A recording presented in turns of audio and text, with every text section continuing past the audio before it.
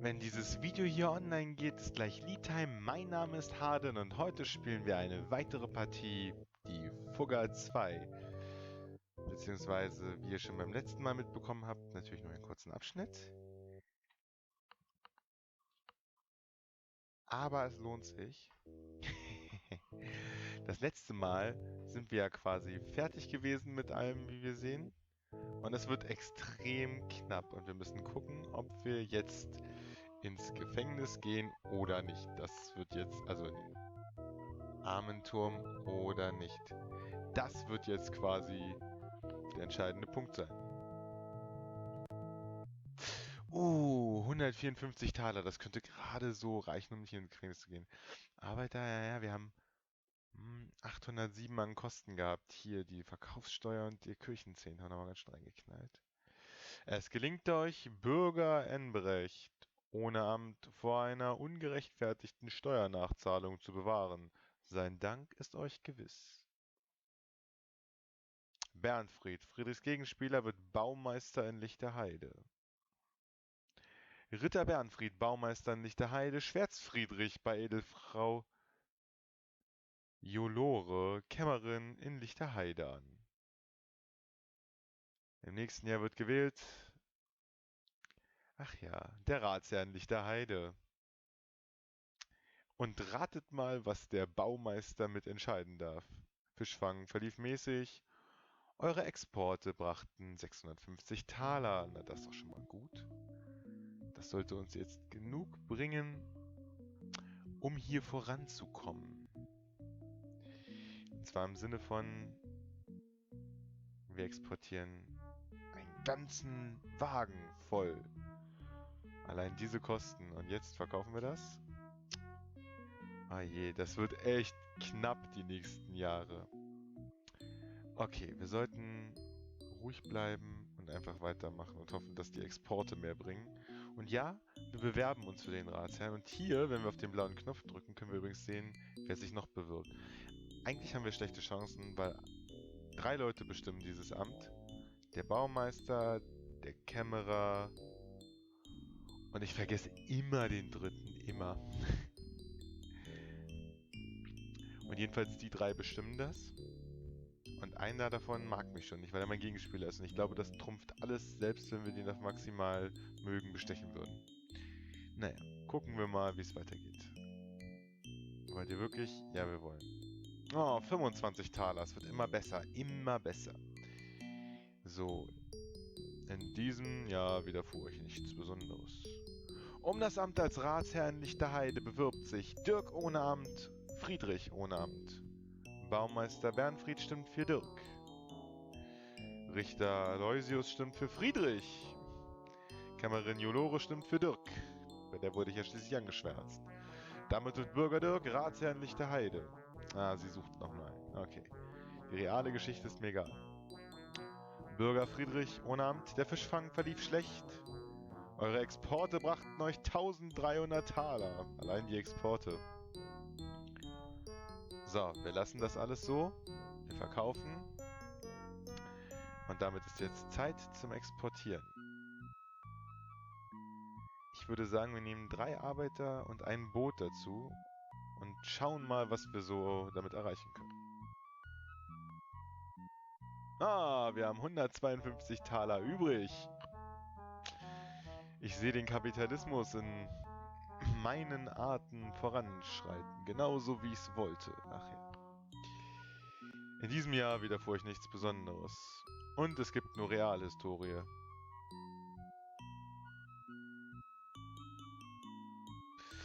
Ach ja, eure Exporte brachten 1300 Taler ein. Aus Mangel an Lagerraum gabt ihr 56 Waren an Bedürftige. Na, ist ja nicht schlecht. Das ist nicht so schlimm. So, also, wir haben zu wenig Lagerraum und wir können keinen Holzlagerraum kaufen. Oh, der ist aber 8 Taler billiger. Das ist am Anfang noch wichtig. Na gut, wir kaufen 6 Steinlagerraum und verkaufen. Und haben 2900. So. Wir können mal hier auf den Spielstand gucken. Da sehen wir, Das ist unser Gegenspieler Bernfried. Der ist Baumeister und wir sind schon 10 Punkte vor ihm. Auf schwer. Irgendwas muss ihm widerfahren sein. Eine Katastrophe oder so. Na gut. Entschuldigt, ich klinge etwas wild, weil ich das Spiel schon so gut kenne. Wir sollten einfach weitermachen und die Runde beenden. So, wir haben 401 Taler übrig.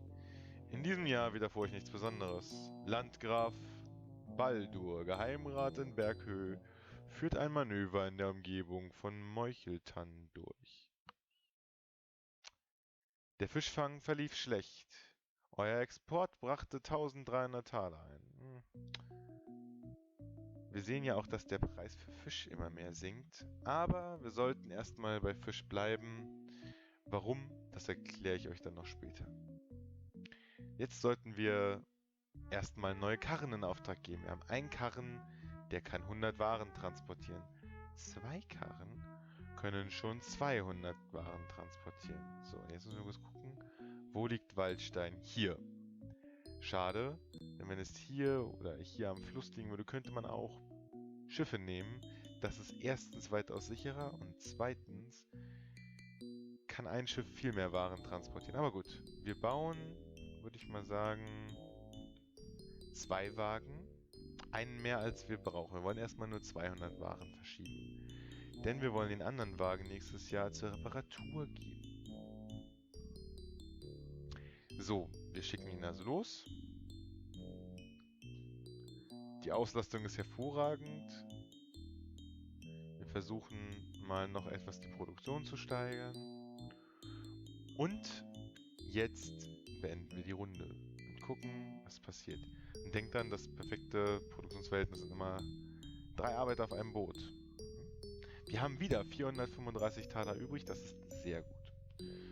Knapp 3000 Taler Kosten. In diesem Jahr widerfuhr euch nichts Besonderes. Den Saboteuren von Baumeister Bernfried, Friedrichs Gegenspieler, gelingt ein Anschlag auf dessen Niederlassung in Lichterheide. Sie richten einen Schaden in Höhe von 302 Taler an. Baron Michel, Kanzler Nauental, gibt ein schönes Fest in Fürstenbrück. Schön. Und jetzt habt ihr gerade gesehen, warum ich die Realhistorie nicht vorlese. Scroll, scroll, scroll. Okay. Ah, schade. Euer Warenexport brachte 1300 Taler. Aus Mangel an Lagerraum habt ihr 108 Waren an Bedürftige gespendet. Ah, das ist ja nicht so schön. Wahrscheinlich liegt das auch mit dem Anschlag zusammen, der meinen Lagerraum verknappt hat. Nun denn. Wir schicken 200 weg. Und ich würde einen in Reparatur geben. Einfach um auf Nummer sicher zu gehen. Ich würde es...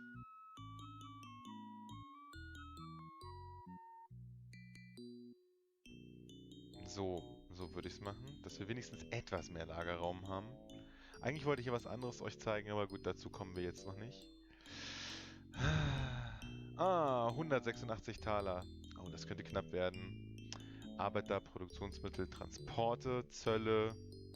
Transporte und Zölle kommen neu hinzu, ja. Also waren schon ein paar Jahre, aber nicht so wichtig. In diesem Jahr widerfuhr ich nichts Besonderes. Wir haben Glück, wir müssen nicht ins Gefängnis. Die nächste Versteigerung findet im Jahr 1612 statt. Freiherr Hans, Finanzberater in Auental, setzt den maximalen Kreditzins in der Grafschaft Auental auf 32% fest. Im nächsten Jahr werden neu gewählt Ratsherren in Lichterheide. Wir können uns bewerben. Der Fischfang verlief schlecht. Euer Exporte brachten 2600 Taler ein. Aus Mangel an Lagerraum gabt ihr 75 Waren an Bedürftige. Nun gut, das war ja abzusehen. Wir verkaufen, was wir übrig haben.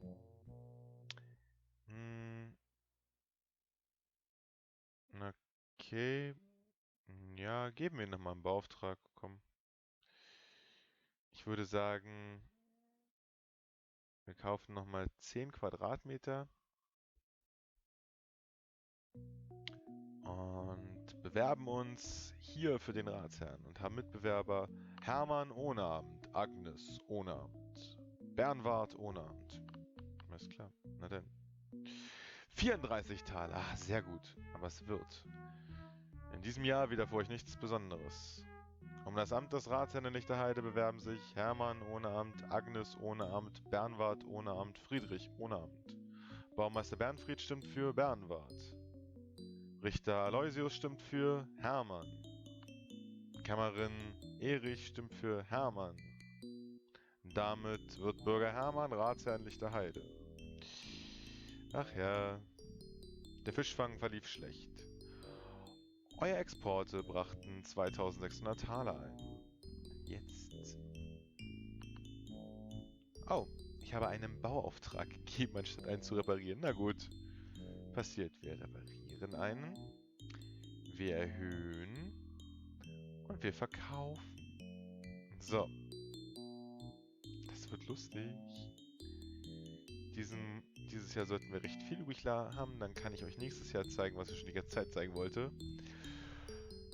Arbeiter, Produktionsmittel, alles super. Wir haben noch 244 Taler übrig. Das ist cool. Edelmann Rudolf ohne Amt wird von euch vor einem Anschlag auf sein Warenlager bewahrt. Rudolfs Dank ist euch gewiss. Greifenheim. Oh. Ein grausiger Brand verschlingt große Teile der Stadt. Die Bürger sind verzweifelt. Ihr auch?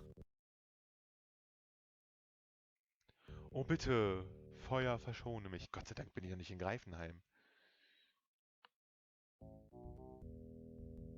Den furchtbaren Flammen fallen 830 Einwohner zum Opfer. Und manche der schönsten Bauwerke sowie ein Stück des Marktplatzes werden zerstört. Ein Hohlweg in einem düsteren Wald zwischen Lichterheide und Waldstein. Friedrichs Karren rumpeln über die knorrigen Wurzeln jahrhundertealter Eichen. Durch die dichten Nebelschwaden dringt gedämpft der Ruf eines Waldkauzes. Dann ist das Stampfen vieler Stiefel auf dem nassen Waldboden zu vernehmen und einige Schemen lösen sich aus dem Nebel. Kellermeister Udos Räuber. Oh je, das sind schon ein paar Räuber. Friedrichs Fisch hat einen Warenwert von ungefähr 2700 Taler. Sagen wir, wir versuchen es mit 1000 Taler, ihn zu bestechen. Udolf entschließt sich, von einem Angriff abzusehen. Die Räuber ziehen sich zurück. Den Saboteuren vom Baumeister Bernfried, Friedrichs Gegenspieler, gelingt ein Anschlag auf dessen Niederlassung in Lichterheide. Sie richten einen Schaden in Höhe von 399 Taler an. Im nächsten Jahr werden neu gewählt Ratsherren in Lichterheide. Meine Güte, der ist aber auch diesmal aggressiv. Huihui, der Fischfang verlief schlecht. Euer Export brachte 3900 Taler ein. Aus Mangel an Lagerraum gabt ihr 88 Waren an Bedürftige. Gut, dann kann ich euch immer noch nicht zeigen, was ich zeigen wollte, aber gut, das ist nicht schlimm. Wir verkaufen.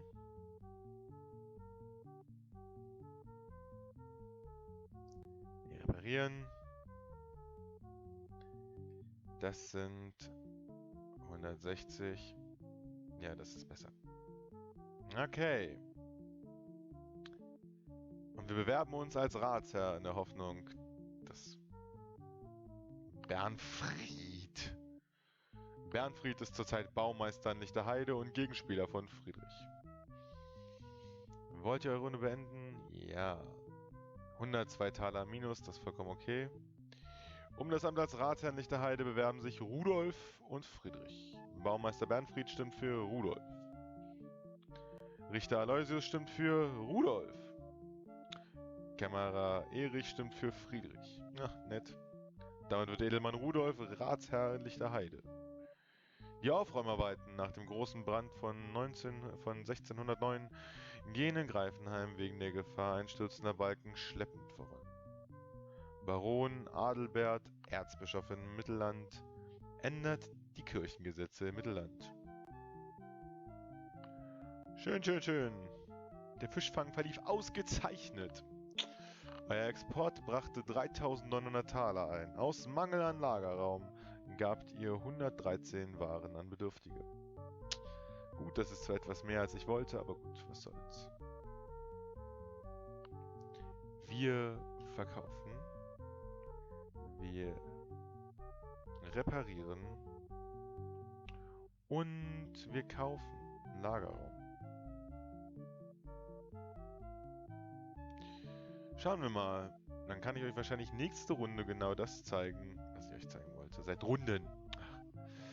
Okay, 823 Taler. Pass auf, das wird super. Die Mithilfe beim Anlegen eines öffentlichen Stadtparks in Lauenburg steigert euer Ansehen bei vielen Würdenträgern. Die Stadt wirkt viel schöner als zuvor. Lichterheide. Oh nein. Ein furchtbarer Sturm tobt über der Stadt. Die Wassermassen ergießen sich auf die Dächer und in die Straßen. 547 Bürger können sich nicht mehr retten und manche der schönsten Bauwerke sowie ein Stück des Marktplatzes werden zerstört. Teile von Friedrichs Niederlassung fallen der Katastrophe zum Opfer. Der fürstliche Herold verkündet: Haltet alle bereit, euer prall gefülltes Talersäckel, im nächsten Jahr ist Versteigerung. Gar reichlich Fürkauf soll getrieben werden. Die Aufräumarbeiten nach dem großen Brand von 1609 gehen in Greifenheim wegen der Gefahr einstürzender Balken schleppend voran. Blabla. Fischfang verlief ausgezeichnet. Eure Exporte brachten 3.900 Taler. Aus Mangel an Lagerraum gabt ihr 66 Waren an Bedürftige. Ich habe aber auch echt kein Glück. Langsam wird's auch kritisch. So, ich schicke 4 Waren los und ich habe vergessen, das umzustellen. Jetzt haben wir Eskorte. Der Preis ist aber auch teurer für Eskorte. So, wir kaufen noch einen Wagen dazu. Wir verkaufen. Wir sind sehr gut. Plus, jetzt muss ich mal gucken. Ich muss die 7 kaufen, weil die 16, das ist zu teuer. Ja, das ist wesentlich zu teuer. Nun denn, gibt es eine Bewerbung, die ich übersehen habe? Nein, habe ich nicht. Gut. Bernfried. Endmillionen. 708 Taler übrig, das ist sehr gut, trotzdem wir sehr viel gesteigerte Kosten haben. Jakob Fugger meint, wir schreiben das Jahr 1612. Und ihr besitzt im Gegensatz zu vielen eurer Konkurrenten keinen Wohnsitz. Ach ja. Für wohltätige Zwecke spendet ihr 207 Taler. Der Verkauf einiger Gemälde bringt euch 331 Taler. Cool. Versteigerung Anno Dominus 1612 in Lichterheide. Wir versteigern 3 Ballons aus den Beständen von Freiherr Christian Geheimrattenberg-Höhen. Zustand 1%. Krass. Versteigert wird eine verfallene Wasserburg mit weitläufigen Ländereien in Lichterheide aus dem Besitz von Landgräfin Edeltraut. Versteigert wird eine verwahrloste Burg mit Park in Lichterheide aus dem Wohnsitz von Baron Helmut. Friedrich, wollt ihr an der Versteigerung teilnehmen? Nein, ich zeige euch später, wie Versteigerungen funktionieren. Bürger Friedrich, in welcher Disziplin wollt ihr starten? Das hochprozentigste Bier kann ich nicht brauen, Holz kann ich nicht schlagen. Ich kann nur Getreide anbauen oder Fisch fangen. Fertig. Bürger Friedrich nimmt nicht am nächstjährigen Wettbewerb teil. Schade. Der Wettbewerb wird mangels Interesse abgesagt. Ratsherr in Lichterheide. So. Der Fischfang verlief gut. Eure Exporte brachten euch 5.200 Taler. Na, endlich geht's finanziell voran. Wir bewerben uns als Ratsherr. Wir gehen auf Handel. Yen. Wir sehen, wir haben immer noch Geld übrig. So, wir schicken jetzt 5 Karren los. Wir bauen 5.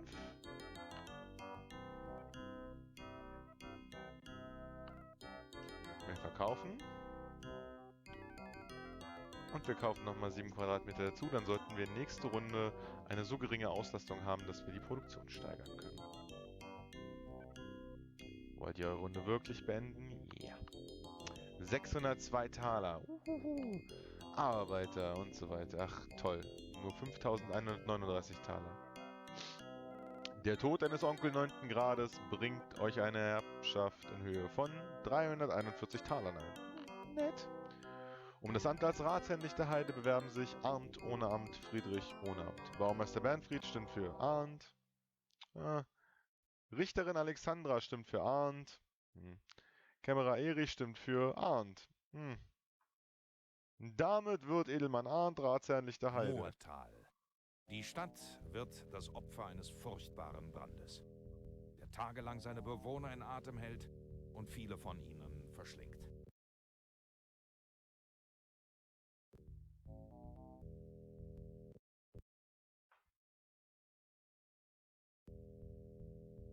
Den furchtbaren Flammen fallen 494 Einwohner zum Opfer und einige der schönsten Bauwerke sowie ein Stück des Marktplatzes werden zerstört.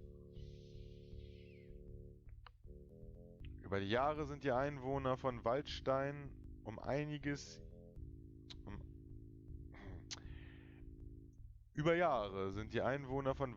nun einzig ihren Vergnügungen nachgegangen. Öffentliche Gebäude verfallen und der Stadt fehlen die Gelder, etwas für die Bedürftigen zu tun. Der Reichtum hat sich vermindert.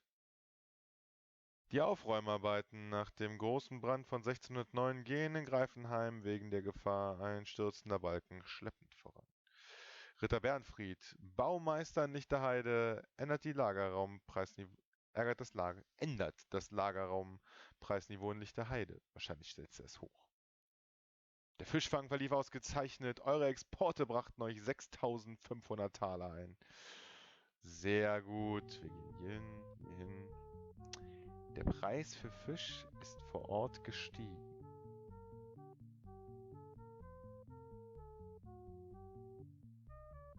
Das ist sehr gut. So, wir schicken nun 6 Karren los.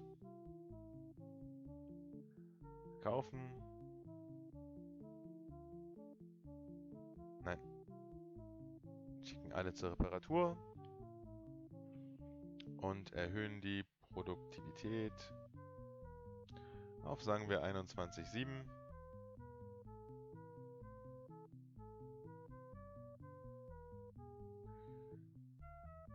Und nehmen diese 8 Quadratmeter. Und jetzt gehen wir mal hier endlich auf diese Truhe Bezahlung. Haha, das ist eine wunderbare Truhe. Diese Truhe ermöglicht es uns, die Gehälter von Direktoren, Arbeitern, Söldner und Bauarbeiter prozentual zu erhöhen. Das heißt, wir können mehr zahlen als das durchschnittliche Lohnniveau, wir können auch runtergehen. Beides hat Vor- und Nachteile. Also natürlich runtergehen, immer den Nachteil, dass die Leute schlechter arbeiten, aber man spart halt Geld. Hochgehen hat die Chance, dass positive Ereignisse eintreten, aber man muss halt mehr zahlen. Aber zufriedene Arbeiter sind grundsätzlich eine gute Idee. Man kann maximal hochgehen bis 150%. Das gilt für alle. Und 150% hat natürlich die höchste Wahrscheinlichkeit, dass man positive Ereignisse bekommt. Allerdings, nun ja, wie soll ich das ausdrücken? Gibt es ein paar Sachen, wo man niemals steigern sollte. Zum Beispiel der Direktor. Man sollte auch nie einen Direktor einstellen. Direktoren leiten automatisch den Kontor und sind schlecht. Richtig schlecht. Aber gut. Erhöhen wir das Gehalt unserer Arbeiter um 10%? Wir fangen langsam an. So, es gibt keine Bewerbung. Ich würde sagen, das ist der perfekte Moment, hier eine kurze Pause zu machen. Ich hoffe, ich habe mich nicht überschätzt, aber eigentlich sollte das ganz gut ausgehen. Unser Puffer sollte groß genug sein, denn wir brauchen das Puffer noch für eine andere Sache. Eine Sache, die bereits angesprochen wurde, wenn ihr euch erinnern könnt, und eine Sache, die ich noch nicht gezeigt habe, die unglaublich wichtig ist, um in diesem Spiel voranzukommen und vor allen Dingen weiterzukommen. Und was das genau ist, das werden wir hoffentlich beim nächsten Mal sehen. Bis dahin würde ich mal meinen, gutes Handeln und wenig schlechte Ereignisse. Auf Wiedersehen, euer Harden. Hallo, Harden hier. Danke, dass ihr bis zur Endcard dran geblieben seid.